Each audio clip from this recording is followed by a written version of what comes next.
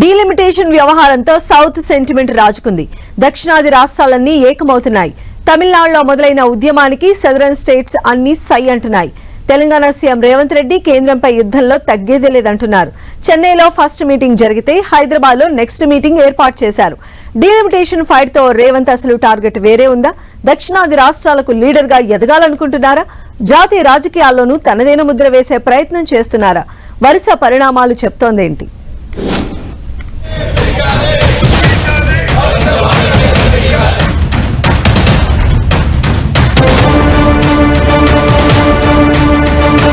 దక్షిణాది రాష్ట్రాలను ఏకం చేస్తున్న డీలిమిటేషన్, కేంద్రంపై యుద్ధంలో తగ్గేదలే అంటున్న రేవంత్.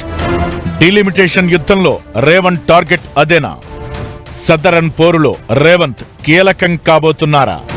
జనాభా ప్రాతిపదికన లోక్సభ నియోజకవర్గాల పునర్విభజనపై దక్షిణాది రాష్ట్రాలు భగ్గుమంటున్నాయి. కేంద్రం ఈ నిర్ణయం వెనక్కి తీసుకోవాలని యుద్ధం ప్రకటించాయి. జనాభా ప్రాతిపదికన డీలిమిటేషన్ అంటే దక్షిణాదిని రాజకీయంగా బలహీనం చేయడమేంటూ ఫైర్ అవుతున్నాయి. తమిళనాడు ముఖ్యమంత్రి స్టాలిన్ ఆధ్వర్యంలో చెన్నైలో దక్షిణాది రాష్ట్రాల ముఖ్యమంత్రులు భేటీ అయ్యారు. డీలిమిటేషన్ ను మరో 25 ఏళ్లు వాయిదా వేయాలని డిమాండ్ చేశారు. ఇక డీలిమిటేషన్ ఫైట్ లో తెలంగాణ సీఎం రేవంత్ రెడ్డి తన దూకుడేంటో చూపిస్తున్నారు. నిజానికి మీటింగ్ జరిగింది చెన్నైలో అయినా తమిళనాడు కంటే ముందు నుంచే డీలిమిటేషన్ కేంద్రం తీరుపై సీఎం రేవంత్ ఫైర్ అవుతున్నారు.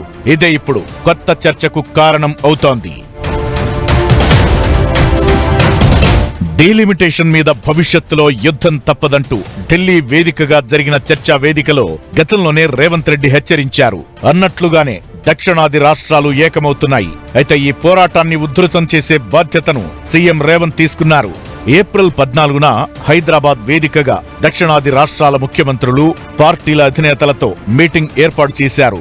తమిళనాడు, కేరళ, కర్ణాటక, ఏపీ, పుదుచ్చేరి ముఖ్యమంత్రులకు ఆహ్వానం పంపించారు. జానారెడ్డితో పాటు కేకే, డిప్యూటీ సీఎం భట్టికి సమావేశం బాధ్యతలు అప్పగించారు. ఇక ఇప్పటికే డీలిమిటేషన్ కు వ్యతిరేకంగా అసెంబ్లీలో తీర్మానం చేసి మరీ తమ దూకుడేంటో చూపించింది రేవంత్ సర్కార్. డీలిమిటేషన్ వ్యవహారంలోనే కాదు, నిధుల విషయంలోనూ అన్యాయం జరుగుతోందని గతంలో ఢిల్లీ వేదికగా కేంద్రంపై విమర్శలు గుప్పించారు రేవంత్. ఇలా దక్షిణాది రాష్ట్రాల యుద్ధాన్ని మరింత ఉధృతం చేసే బాధ్యత భుజాలకెత్తుకున్న సీఎం రేవంత్ సదరన్ స్టేట్స్ కు నాయకత్వం వహించి జాతీయ రాజకీయాల్లో చక్రం తిప్పాలని డిసైడ్ అయినట్లు కనిపిస్తున్నారనే చర్చ జరుగుతోంది. నిజానికి కేంద్రానికి వ్యతిరేకంగా దక్షిణాది నుంచి గతంలో చాలా మంది నేతలు, చాలా పార్టీలు పోరాటం చేశాయి. ఆ తరువాత సైలెంట్ అయిపోయాయి.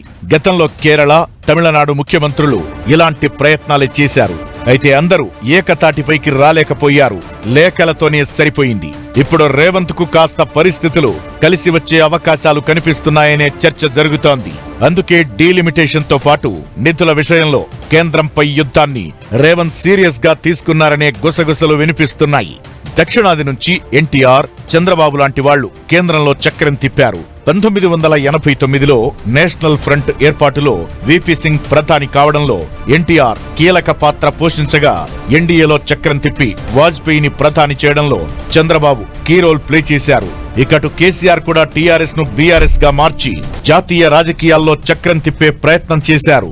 బీజేపీకి వ్యతిరేకంగా పార్టీలను ఏకం చేసే ప్రయత్నం చేశారు.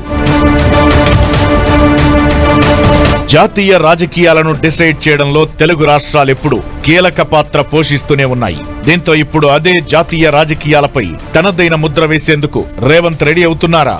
దీనికోసం డీలిమిటేషన్ అంశాన్ని ఆయుధంగా మార్చుకుంటున్నారా అనే చర్చ కూడా వినిపిస్తోంది. దక్షిణాది రాష్ట్రాలు ఏకమయ్యేందుకు అనుకూల పరిస్థితులు కనిపిస్తున్నాయి. ఇలాంటి సమయంలో దక్షిణాది తరపున యుద్ధంలో ముందుండాలని రేవంత్ ఫిక్స్ అయినట్టు కనిపిస్తున్నారు. ఇప్పటికే తెలంగాణ పెండింగ్ ప్రాజెక్టులు, రాష్ట్ర హక్కుల సాధనకు కేంద్రంపై ఘాటైన విమర్శలను సంధిస్తున్న ఆయన ఇప్పుడు డీలిమిటేషన్ పై వార్తో నేషనల్ పాలిటిక్స్ లో కీలక నేతగా మారడం ఖాయంగా కనిపిస్తోందన్నది మరికొందరి అభిప్రాయం.